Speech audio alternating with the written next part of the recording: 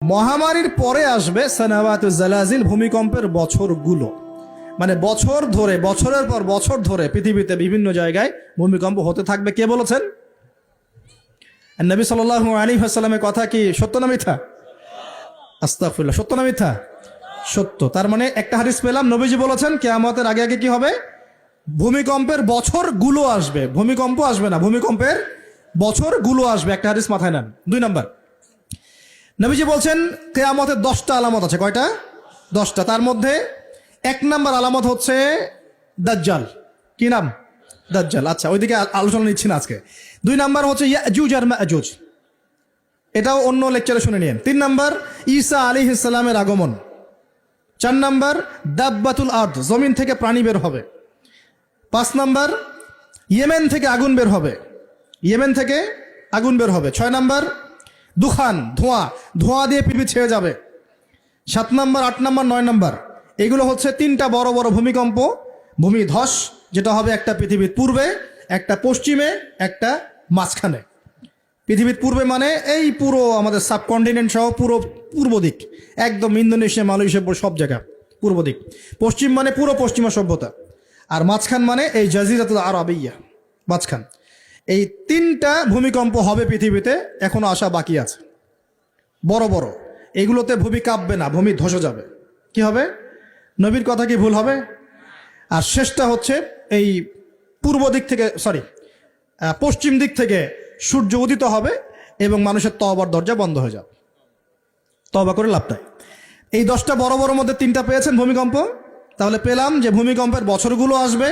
আরও পেলাম কি বড় বড় 3টা হবে, পূর্বে একটা, পশ্চিমে একটা, মাঝখানে একটা। আর কোন পাপের কারণে হবে সেটা কিন্তু অন্য আয়াতগুলোতে আমরা দেখলাম।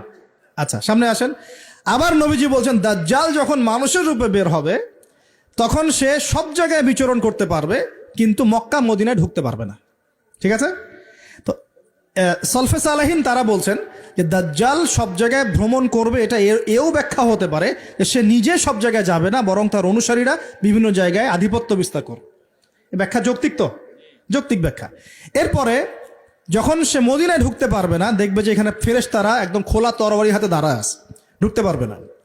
তখন সে মদিনার কাছাকাছি একটা জায়গায় বসতি গাড়বে, গেড়ে তার অনুসারীদেরকে আহ্বান করবে। কিভাবে? সে, আল্লাহ পাক তো তাকে কিছু ক্ষমতা দিবেন পরীক্ষা করার জন্য।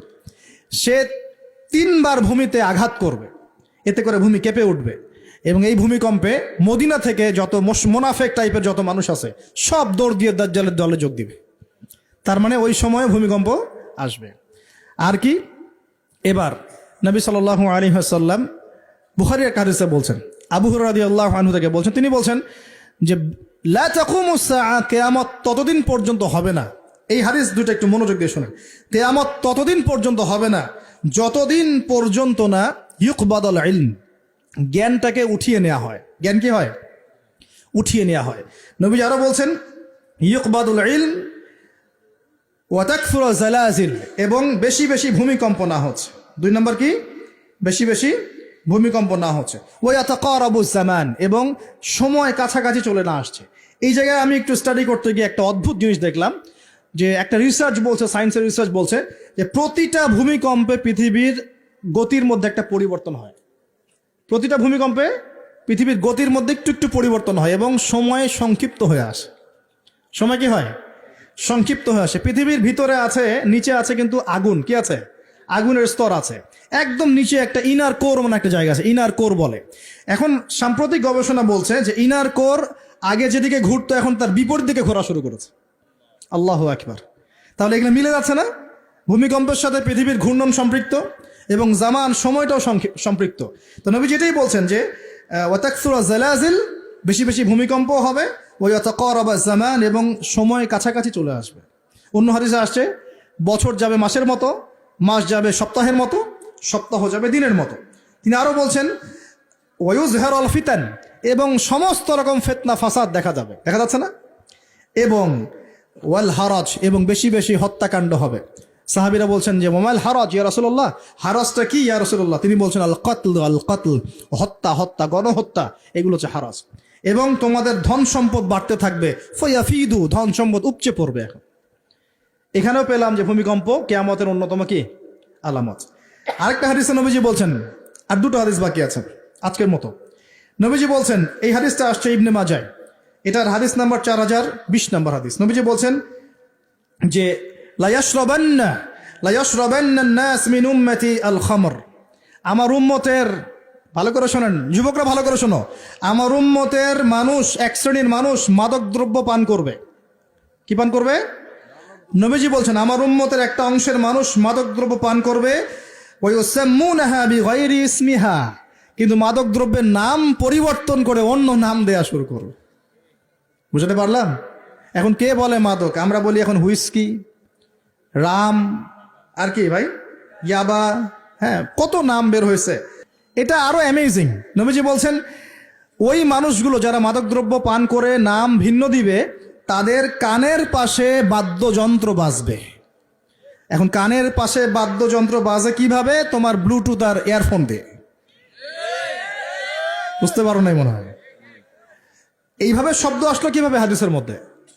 নবীজি এভাবে শব্দ প্রয়োগ করলেন কেন? যে ওয়ায়ুযাফু আলা রুউসিহিম বিল মাআজিফ, তাদের মাথার পাশে, কানের পাশে বাদ্যযন্ত্র কেমন করে বাজবে? তোমার কানের ভিতরে ঢুকানো আছে বাদ্যযন্ত্র, আছে না? এই যে এটা এই জামানার সাথে সম্পৃক্ত। ওয়াল মুগান্নিয়াত মানে হচ্ছে ওই যে গায়িকা নর্তকী, এবং তারা গায়িকা নর্তকীদেরকে নিয়ে সময় কাটাবে। আল্লাহ পাক তাদেরকে শাস্তি দিবেন কিভাবে? ইয়াখসিফুল্লাহু বিহিমুল আরদ, নাউযুবিল্লাহ। আল্লাহ পাক ওই মানুষগুলোকে সহ জমিনটাকে ধসিয়ে দিবে একেবারে। কি পাপের কারণে? মাদক দ্রব্য খাওয়া এবং তার নাম ভিন্ন করে হালাল করে খাওয়া। আস্তাগফিরুল্লাহ। 2 নম্বর হচ্ছে বাদ্যযন্ত্র, কি কানের পাশে বাদ্যযন্ত্র প্লে করা। আর মুগান্নিয়াত মানে হচ্ছে নর্তকী, গায়িকাদেরকে নাচানো। আল্লাহ পাক একটা শাস্তি দিবেন, ওদেরকে সহ ভূমি ধসিয়ে দিবেন। আরেকটা শাস্তি আছে, ওয়ায়াজআলুল্লাহু মিনহুমুল কিরাদাতা ওয়াল খানাজির, আল্লাহ রাব্বুল আলামিন ওই মানুষগুলোকে বানর আর শুয়োর বানিয়ে দিবে। নাউযুবিল্লাহ। এগুলো কি মিথ্যা না সত্য? সাদাকাল্লাহুল আযীম ওয়া সাদাকা রাসূলুল কারীম। আল্লাহ পাক সত্য বলেছেন, তার রাসূল সত্য বলেছেন। সর্বশেষ হাদিস, আজকের মাহফিলের সর্বশেষ হাদিস, এবং এই হাদিস থেকে আমরা বুঝতে পারবো কি কি পাপ আমাদের করা যাবে না, আর কি কি পাপ করলেই শাস্তিটা আসবে। হাদিসটা হচ্ছে আন আবি হুরায়রা রাদিয়াল্লাহু আনহু قال قال رسول الله صلى الله عليه وسلم اذا اتخذ الفيء دولا। ভালো করে শুনেন, নবী সাল্লাল্লাহু আলাইহি ওয়াসাল্লাম বলেছেন, যখন গনিমতের মাল বা রাষ্ট্রীয় সম্পদগুলোকে ব্যক্তিগত মাল মনে করা হবে। এক নম্বর কি? যখন গনিমতের মাল বা রাষ্ট্রীয় যুদ্ধলব্ধ সম্পদগুলোকে নিজের মনে করা হবে। ওয়াল আমানাতু মাগনামান, এবং আমানত রাখা হলে সেটাকে কি মনে করা হবে? গনিমত। আমানত রাখা হলে গনিমত মনে করে খেয়ে ফেলবে আর কি, মানে লুট করে খাবে। ওয়াজ যাকাতু মাগরামান, এবং যাকাত, এই যাকাতের বিধানটাকে খুব বোঝা মনে করা হবে। যাকাত খুব বার্ডেন, খুব বোঝা। 3 নম্বর 4 ওয়া তুআল্লিমা লিগাইরিদ দ্বীন, দ্বীনের জ্ঞান বিবর্জিত শিক্ষা চালু করা হবে। সুবহানাল্লাহ। মিলতেছে কি না? দ্বীনি জ্ঞান বিবর্জিত, ধর্ম বিবর্জিত শিক্ষার প্রচলন হবে। ও আতআর রাজুলু ইমরাআতাহ, এবং এই যে পরিবারের কর্তা যারা আছে এরা সব মহিলার আঁচল ধরে বসে থাকবে। বুঝতে পারতেছেন না? পরিবারের কর্তারা স্ত্রীদের আঁচল ধরে ঘুরবে। আর কি করবে? ওয়াক্কা উম্মাহ, এবং তার মায়ের অবাধ্য হবে, মানে মায়ের চাইতে বউকে বেশি প্রাধান্য দিবে, বউয়ের আঁচল ধরে ঘুরবে। আর নবীজি বলছেন ওয়াল আদনা সাদিকাহ, বন্ধু বান্ধবকে খুব কাছে টেনে নিবে, বন্ধু বান্ধবকে কাছে টেনে নিয়ে ওয়াকসা আবাহ, তার বাবাকে দূরে ঠেলে দিবে। মিলতেছে কিনা? বুঝতেছেন না কথা?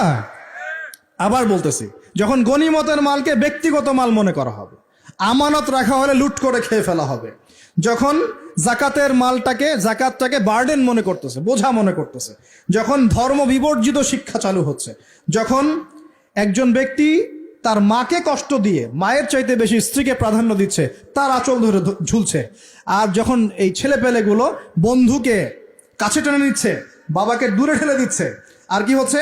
ওয়াযাহারাতিল আসওয়াতু ফিল মাসাজিদ, সুবহানাল্লাহ, যখন মসজিদের মধ্যে শোরগোল হট্টগোল বেড়ে যাচ্ছে। কি হচ্ছে না? যখন মসজিদের মধ্যে শোরগোল হট্টগোল বেড়ে যাবে, এবার রাগ করেন না, এটা হাদিসে আছে, আমি বলছি, অনুবাদ করছি। ওয়াসাদা কবিলাতা ফাসিকুহুম, এবং কোন কোন কবিলা মানে গোত্র বা সমাজের নেতৃত্ব দিবে ওদের মধ্যে সবচেয়ে ফাসেক ব্যক্তি, সবচেয়ে পাপাচারী ব্যক্তি। এটা নবীজি বলছেন। আরো তিনি বলছেন ওয়াকানা জাঈমুল কওমি আরযালাহুম, এবং সমাজের সবচেয়ে নিম্ন শ্রেণীর মানুষকে সমাজের কর্ণধার করা হবে। তিনি আরো বলছেন ওয়াকরিমার রাজুলু মাখাফাতা শাররিহ, কোন মানুষকে সম্মান করা হবে তার ভয়ে। কিসে? ভয়ের চোটে সম্মান করা হবে। সম্মান মন থেকে আসবে না, ভয়ের চোটে সম্মান করা হবে। আরো বলছেন ওয়াজহরাতিল কয়নাত ওয়াল মাআজিফ, একটু আগে বললাম ওয়াজহরাতিল কয়নাত মানে বেশি বেশি নর্তকী আর বাদ্যযন্ত্র দেখা যাবে, এবং ওয়াসুরিবাতিল খুমর, এবং যখন মাদক দ্রব্য সমূহ পান করা হবে। এই কাজগুলো যখন হবে তখন তোমরা শুনে রাখো। আরেকটা আছে ওয়ালা'না আখির হাযিহি উম্মতি উলাহা, উম্মতের শেষের দিকের মানুষরা পূর্ববর্তী থেকে গালি দেওয়া শুরু করবে। এই শেষ জামানার মানুষগুলো সোনালী যুগের মানুষদেরকে গালি দেওয়া শুরু করবে। এটা করতেছে না মানুষ এখন? আচ্ছা, এই কাজগুলো যখন হবে তখন শোনো, ফালইয়ারতাকিবু, তখন ধেয়ে আসবে। কি ধেয়ে আসবে? ইনদা যালিকা চারটা আযাব, চারটা পাঁচটা আযাব। এক, রিহান হামরা, এটা এখন আসে নাই। রিহান হামরা মানে হচ্ছে উত্তপ্ত গরম বাতাসের আযাব আল্লাহ পাক দিবেন। বলেন নাউযুবিল্লাহ। কয়দিন আগে দেখলাম নাসা গবেষণা করছে যে পৃথিবীর সূর্য থেকে এমন কিছু রশ্মি আসবে, ওখানে বিস্ফোরণ হচ্ছে, এমন কিছু আসবে যেটা পৃথিবীর উপর একটা বড় ইফেক্ট ফেলবে। উত্তপ্ত একটা বায়ু আসবে পৃথিবীর দিকে। নবী হাদিসে সেটাই বলেছেন যে ওয়ারিহান হামরাআন মানে উত্তপ্ত গরম একটা বাতাস আযাব হিসেবে পৃথিবীতে আসবে। এক। দুই নম্বর আযাব আসবে ওয়াজালজালাহ, এবং বেশি বেশি ভূমিকম্প, যেটা বললাম। আর কি আসবে? ওয়াখাসফান, ভূমি ধসে যাবে, মাটিতে ধসে যাবে। ওয়ামাসখান, এবং চেহারা সুরত আকৃতি মানুষের বিকৃত হয়ে যাবে। ওয়াকাযফান, এবং আসমান থেকে পাথর বর্ষণ করা হবে। এই পাঁচটা আযাব আসবে কখন? যখন এই 14-15টা পাপ তোমরা করতে থাকবে। প্রিয় ভাইরা, আমরা আজকের আলোচনা থেকে যথেষ্ট জ্ঞান নিয়েছি। সর্বশেষ যে কথাগুলো বলে শেষ করবো সেটা হলো, এক, আল্লাহ পাকের পক্ষ থেকে কাফের মুশরিক মুনাফিকদের উপরে এগুলো অবশ্যই আযাব হিসেবেই আসবে, আসবে না? আর মুমিন মুসলিমদের উপর যদি এগুলো চলে আসে, বুঝতে হবে আল্লাহ আমাদের ভালো চাচ্ছেন, আমরা তওবা করে যেন ফিরে আসি, আল্লাহ এটাই চাচ্ছেন। অথবা এর মধ্য দিয়ে আমাদের গুনাহগুলো আল্লাহ মাফ করবেন। আল্লাহ রাব্বুল আলামিন আমাদের সবাইকে আসমানের সমস্ত বিপদ, জমিনের সমস্ত বালা থেকে হেফাজত করুন, এবং আল্লাহ পাকের আযাব নেমে আসে এমন পাপগুলো থেকে বেঁচে থাকার তৌফিক দান করুন। আমরা আজকের এই সংক্ষিপ্ত আলোচনায় যে পাপগুলোর নাম জেনেছি, এই সমস্ত পাপ থেকে আল্লাহ আমাদের সবাইকে বেঁচে থাকার তৌফিক দান করুন। এক নাম্বার শিখেছি, একটু শেষ করি। এক নাম্বার শিখেছি শয়তানের তাবেদারি করা, করব কি আমরা? আল্লাহ মাফ করুক। আবার শিখেছি হিংসা বিদ্বেষ করব। আমরা শিখেছি যে শিরকের পাপের কারণে আল্লাহর আযাব এসেছে, করব কি শিরক? কুফরির পাপের কারণে আল্লাহর আযাব আসে, আমরা কি কুফরি করব? আমরা শিখেছি অহংকারের কারণে আল্লাহর আযাব আসে। বসেন। আমরা শিখেছি যে সত্যকে প্রত্যাখ্যান করা, আমানতের খেয়ানত করা, মাপে কম দেয়া, হ্যাঁ, অন্যদের উপর অত্যাচার জুলুম করা, মানুষকে প্রহার করা, সমকামিতা, এইসব পাপের কারণে আল্লাহর শাস্তি নেমে আসে। আর আমরা এই হাদিসগুলোর মধ্যে দিয়ে জানলাম যে ভূমিকম্প কিয়ামতের আগে আগে বেশি হবে। কোন কোন পাপের কারণে হবে আমরা শিখলাম।